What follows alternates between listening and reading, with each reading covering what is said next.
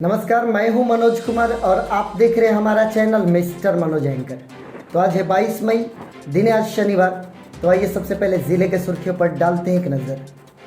ज़िले में 36 लोगों ने और दे दी है कोरोना को मात। अब हमारे ज़िले में एक्टिव केसेस की संख्या बची है 424। गिरधर बराव गांव में अंडा खाकर पैसा ना देने और मार पीट कर घायल कर देने का आवेदन थाना में दाखिल। इटाढ़ी के लोहंदी के स्कूल में मिला वृद्ध का शव, नहीं हो सकी पहचान। मौसम की खराबी से विद्युत आपूर्ति हुई खराब, जिले के लोगों को हो रही है परेशानी। सिमरी सीओ के विरुद्ध जिला परिषद सदस्य ने खोला मोर्चा। आईटीसी कंपनी के द्वारा जिला प्रशासन को सौंपी गई मदद। चिपको आंदोलन के प्रेरिता का निधन, मंत्री व कई अन्य लोगों ने जताया शोक। बलिदान दिवस के रूप में मनाई गई राजीव गांधी की पुण्यतिथि। गिर गई वो दीवार जिसे माना गया था स्वच्छता का परिचय। आज से बेमतलब सड़क पर घूमने वालों से वसूला जाएगा जुर्माना। सरकार के तानाशाही के खिलाफ एक दिवसीय धरने पर बैठे डुमरांव विधायक अजीत कुशवाहा। तो आइए अब खबरों को पढ़ते हैं विस्तार से। सबसे पहले तो हम अब तमाम ज़िलेवासी को कोरोना अपडेट दे दें। हम आपको बताना चाहेंगे कि पिछले 24 घंटे में ज़िला प्रशासन के द्वारा जो आंकड़ा जारी किया गया है उसमें ठीक होने वालों की संख्या कम और संक्रमित होने वाले लोगों की संख्या अधिक है।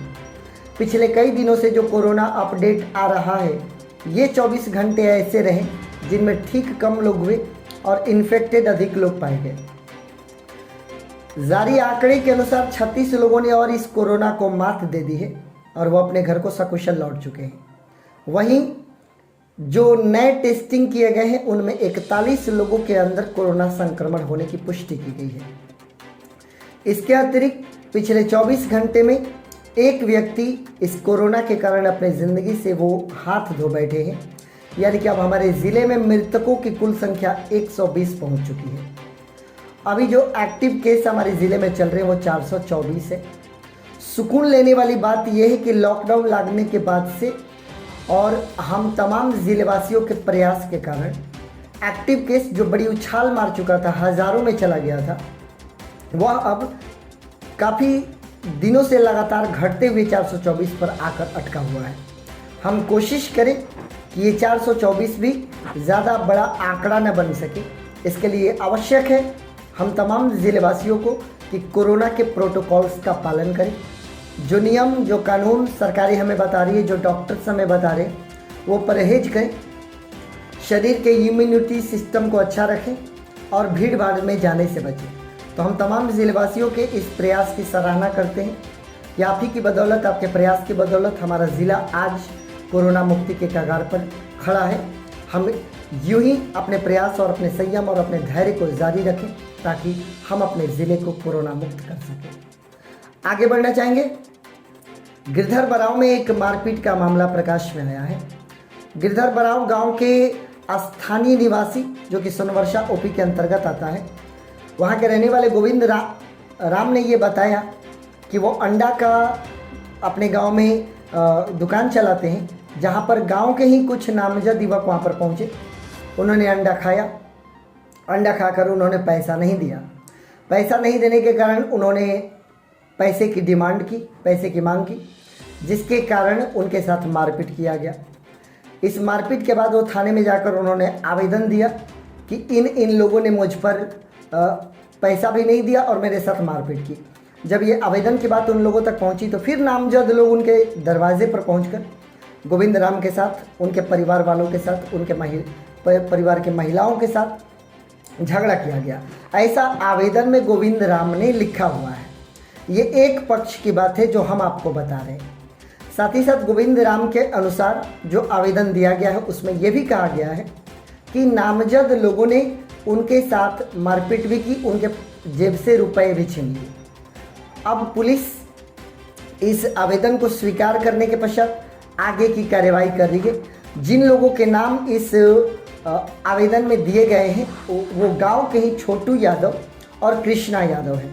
गोविंद राम ने इन दोनों पर यह भी आरोप लगाया है कि उनको जाति सूचक शब्द से संबोधित किया गया, मतलब कि उनको गाली बकी गई। अब पुलिस के पास ये मामला पहुंचा है।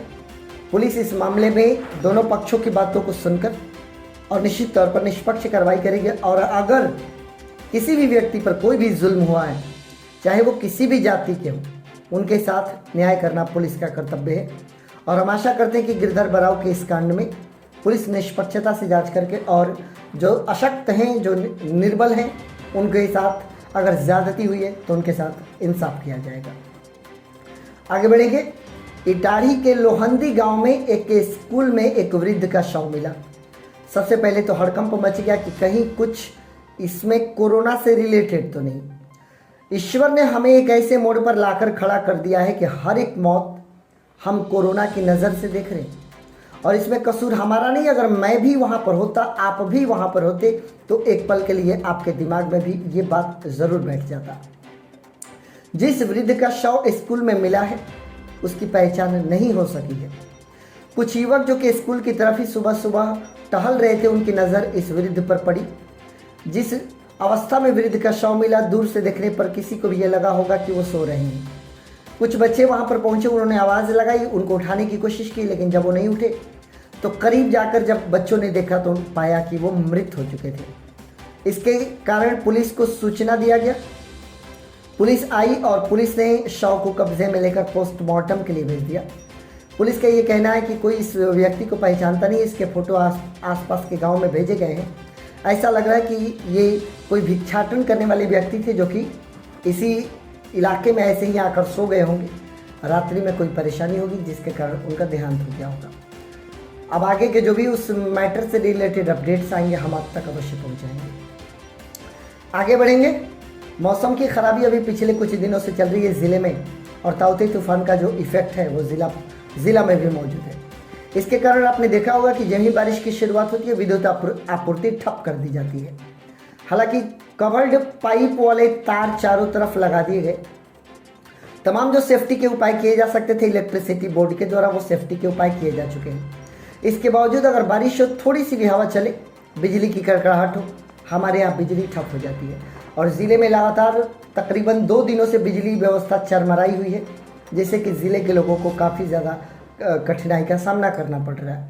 लेकिन मौसम साफ हो जाने के बाद फिर से उम्मीद है कि ज़िले में हमारे विद्युत की आपूर्ति सुचारू रूप से होने लगेगी।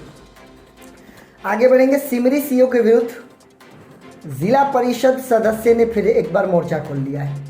ये कांड ठंडे बस्ते में जाने का नाम नहीं ले रहा। पिछले कई दिनों से लगातार इस मामले की हम लोग रिपोर्टिंग कर रहे हैं। हालांकि सिमरी सीओ ने अपने पक्ष में भी एक वीडियो जारी किया है जिसमें कि वो जो कह रहे हैं वो सही होता हुआ भी दिखाई दे रहा है। कई एंगल है इस मामले में। कई बार वहाँ के स्थानीय व्यक्ति हैं, उन पर प्रताड़ना का आरोप लगा, तो कई बार ऐसा भी लगा कि सीओ के साथ उन लोगों ने भी उतनी ही अभद्रता की। खैर, अभी मैटर जो भी हो, अभी ये जांच का विषय है। मीडिया कर्मी इस विषय को किसको सही और किसको गलत इस विषय में नहीं ठहरा सकते। जांच होने पर सब कुछ स्पष्ट हो जाएगा। लेकिन बहरहाल सिमरी पश्चिमी की जिला परिषद रामावती देवी ने सिमरी सीओ के खिलाफ मोर्चा खोल दिया है। वो चाहती है कि सिमरी सीओ की बर्खास्तगी हो जाए और इसके कारण उन्होंने बिहार के राज्यपाल और बिहार के मुख्यमंत्री के यहाँ चिट्ठी भी लिखी है और उनका ये कहना है कि इनका सिमरी सीओ का जो व्यवहार है, जो इनका स्थानीय लोगों से पेश आने का तरीका है, वो गलत है। ये लगातार उगाही करते हैं, वसूली करते हैं और समाज में न्याय नहीं बल्कि अन्याय को फैलाते हैं। इस बात के आरोप लगाते हुए सिमरी पश्चिमी की जिला परिषद ने इनकी बर्खास्तगी की मांग की है। अब आगे देखते हैं ये मैटर जैसे जैसे आगे बढ़ रहा है, तुल पकड़ते जा रहा है। जो भी अपडेट्स आएंगे सिमरी कांड में हम आपको अवश्य बताएंगे। आगे बढ़ेंगे। आईटीसी कंपनी के द्वारा जिला प्रशासन को मदद सौंपी गई है। अभी जो कोरोना काल चल रहा है, हमारे ज़िले को कई सारे लोगों की आवश्यकता है और कोई व्यक्तिगत तौर पे भी कोई बड़ी कंपनी भी कई बार जिला प्रशासन को मदद करते हुए दिखाई दे रही है।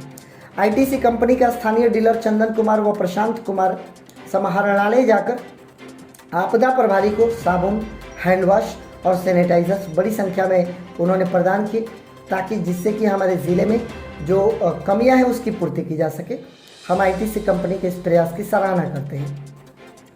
आगे बढ़ेंगे। दुखद खबर है, चिपको आंदोलन के प्रणेता का निधन हो गया है और इनके निधन पर न केवल हमारे केंद्रीय मंत्री अश्विनी कुमार चौबे बल्कि तमाम गणमान्य लोगों ने, तमाम आम और ख़ास लोगों ने इनके निधन पर शोक जताया है। हम आपको बताते चले कि ये बहुत ही बड़े पर्यावरणविद थे, सुंदरलाल बहुगुणा। इनको पद्म भूषण समेत कई पुरस्कारों से नवाजा गया था।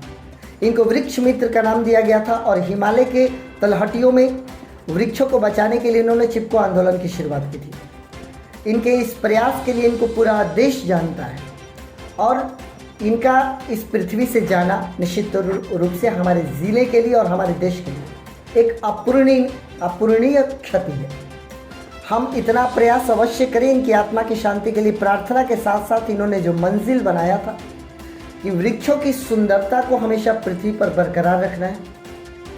इनका ये मानना था कि सुहागन की मांग में जो सिंदूर का महत्व होता है वही महत्व पृथ्वी पर वृक्षों का होता है।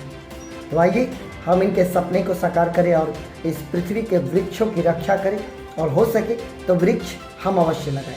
हम ईश्वर से प्रार्थना करते हैं सुंदरलाल बहुगुणा के आत्मा को वो शांति प्रदान करे। आगे बढ़ेंगे। बलिदान दिवस के रूप में मनाई गई है राजीव गांधी की जयंती स्थानीय हमारे ज़िले के कांग्रेस के नेताओं के द्वारा और अन्य गणमान्य लोगों के द्वारा। इसी के तहत उनकी पुण्यतिथि मनाने के साथ साथ दलित बस्ती में कार्यकर्ता पहुंचे। उन्होंने दलित बस्ती में जाकर मास्क और सैनिटाइजर का वितरण किया। साथ ही साथ राजीव गांधी के पुण्यतिथि पर लोगों को जागरूक किया गया। इस कोरोना महामारी में हम आपके इस प्रयास की सराहना करते हैं कि वहां पर भी आप पहुंचे जहां पर कोरोना को लेकर जागरूकता की कमी है। आगे बढ़ेंगे। गिर गई है वो दीवार जिसको माना गया था स्वच्छता का प्रतीक। एमपी हाई स्कूल की वो दीवार जो कि रामरेखा घाट जाने वाले रास्ते से लगती है, जिसको 2018 में जब बिहार दिवस मनाया गया था तो स्वच्छता के परिचय के रूप में उस दीवार का चयन किया गया था। और न केवल जिलाधिकारी बल्कि तत्कालीन जिलाधिकारी के साथ साथ तमाम जनप्रतिनिधियों ने उस दीवार पर हस्ताक्षर किए थे, जिससे कि हम उस दीवार को स्वच्छता के प्रतीक के रूप में देख सकें। उस समय वहाँ पर होने वाले अतिक्रमण को पूरी तरीके से हटा लिया गया था। धीरे धीरे अतिक्रमणकारियों ने उस दीवार के स्थान को पुनः कब्जे में ले लिया। दीवार में कीले ठोकने लगे, दीवार कमज़ोर पड़ गई और स्वच्छता के परिचय की दीवार, जो कि अभी बारिश का मौसम आया 2 दिन, उस बारिश में वो दीवार गिर गई और स्वच्छता का परिचय धूमिल हो गया। आगे बढ़ना चाहेंगे। आज से बेमतलब सड़क पर घूमने वालों से जुर्माना वसूला जाएगा। इसके लिए बाज़ाब्ते प्रशासन ने अनाउंसमेंट करके तमाम लोगों तक ये सूचना दी कि अगर आप बेमतलब रोड पर निकलेंगे तो हम आपके साथ सख्ती से पेश आएंगे।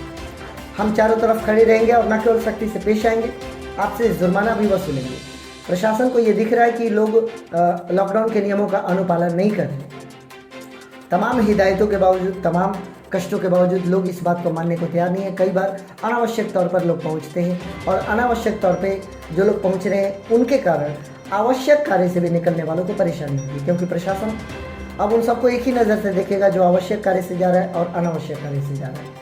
अतः अनावश्यक कार्य से बाहर जा निकलने वाले लोगों को परहेज करना चाहिए, ताकि अगर आप ही को कभी कोई आवश्यक कार्य है तो आप जा सके और पुलिस प्रशासन आपको परेशान न करे।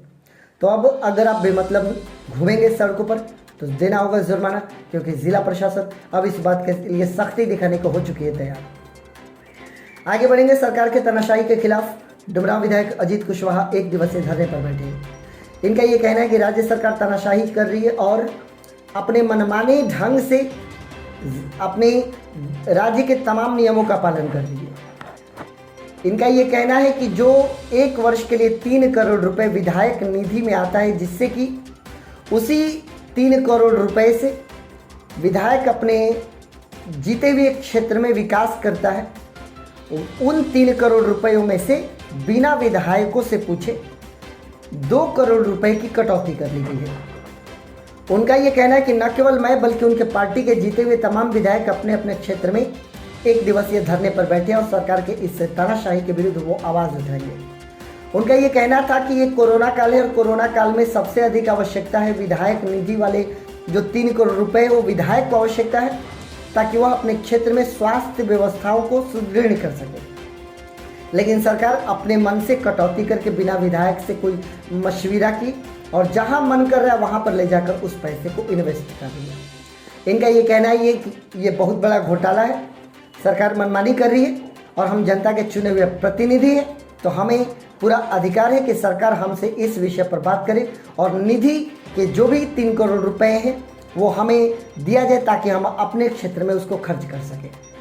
अब आगे सरकार और विधायकों के इस लड़ाई में जो भी अपडेट्स आएगा वो आप तक पहुंचाया जाएगा। तो ये हमारे बक्सर ज़िले का अपडेट है जो मैंने आप तक पहुंचाया। आपका और हमारा सुरक्षित रहना आवश्यक है। आप सुरक्षित रहें, हम सुरक्षित रहें ताकि हम न्यूज़ बनाते रहें, और आप सुरक्षित रहें ताकि आप व्यूज़ करते रहें। तो दोनों अपने अपने घरों पर रहें, हम सभी लोग मिलकर सामूहिक प्रयास करें और अपने ज़िले को सुरक्षित करें। तो आप सकुशल रहें, सुरक्षित रहें एंड मोस्ट इम्पोर्टेंटली आप कोरोना से बचे रहें, ऐसी हमारी कामना है और आप हमारे साथ बने हुए हैं। इसके लिए आप सभी का बहुत बहुत धन्यवाद।